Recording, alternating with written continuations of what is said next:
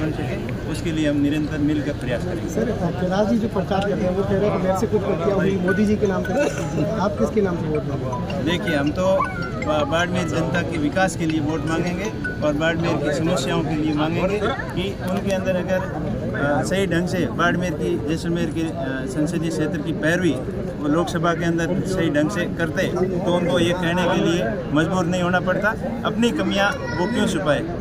अपनी कमियां या लोगों के सामने अब गिनाने से कोई मतलब नहीं रहा। लोग बार बार उनके बहकावे में नहीं आने वाले हैं, समझ चुके हैं। और आज की जो परिस्थितियां हैं, केंद्र की सरकार किसान विरोधी सरकार है। चाहे किसानों के ऊपर किस तरीके से अत्याचार हुए हैं, चाहे किसान के जो 3 बिल लेके आए थे, अभी MSP गारंटी कानून के लिए किसान धरने पर बैठे हैं। पूरा देश का किसान अभी उनकी हालत खराब है और मजबूत उनकी। और मुझे पूरी बाड़मेर की जैसलमेर की जनता का भरोसा है कि मेरे ऊपर आशीर्वाद रखेगी और मैं उनके पूरा खरा उतरने का प्रयास करूँगा। सर, आपने जो है विधानसभा चुनाव भी लड़ा, अब लोकसभा चुनाव है, तो आपको क्या लगता है बाड़मेर जैसलमेर काफ़ी पिछड़ा इलाका है, पूरा राजस्थान अलग है, वो इलाका काफ़ी पिछड़ा है, तो उसके लिए क्या योजना आपने मन में तय की है कि अगर मौका मिला तो बाड़मेर? देखिए, बाड़मेर जैसलमेर का इलाका परिस्थितियाँ इलाका है, शुरू से ही पिछड़ा इलाका रहा है, लेकिन अब समय के साथ में परिस्थितियाँ भी बदल रही है। अभी बाड़मेर जिले के लिए मेन फोकस रहेगा एजुकेशन का। एजुकेशन में बाड़मेर पिछड़ा हुआ प्रोग्रेस कर रहा है, जिस गति से कर रहा है उसको डबल ऊर्जा देंगे, डबल गति देंगे। एजुकेशन अच्छा होगा, अगर बाड़मेर जैसलमेर शिक्षित होगा तभी विकसित हो पाएगा।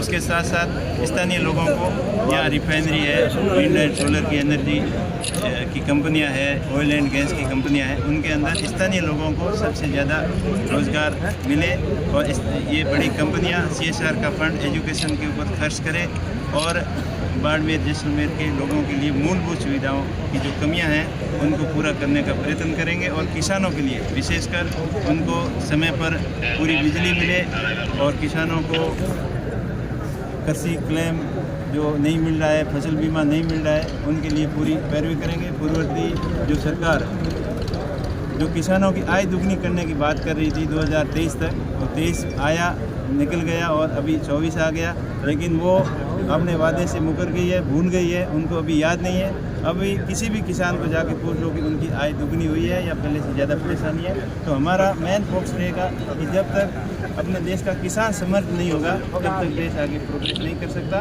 किसानों की समर्थन के साथ साथ स्थानीय लोगों के रोजगार के लिए बाड़मेर जैसलमेर एक इंडस्ट्रियल हब कैसे बन सके, उसके लिए हम निरंतर मिलकर प्रयास करेंगे। सर, कैलाश जी जो प्रचार कर रहे हैं वो कह रहे हैं कि मेरे से कुछ गलतियाँ हुई, मोदी जी के नाम पे आप किसके नाम से वोट देंगे? देखिए, हम तो बाड़मेर जनता के विकास के लिए वोट मांगेंगे और बाड़मेर की समस्याओं के लिए मांगेंगे कि उनके अंदर अगर सही ढंग से बाड़मेर की जैसलमेर के संसदीय क्षेत्र की पैरवी वो लोकसभा के अंदर सही ढंग से करते तो उनको ये कहने के लिए मजबूर नहीं होना पड़ता। अपनी कमियां वो क्यों छुपाए?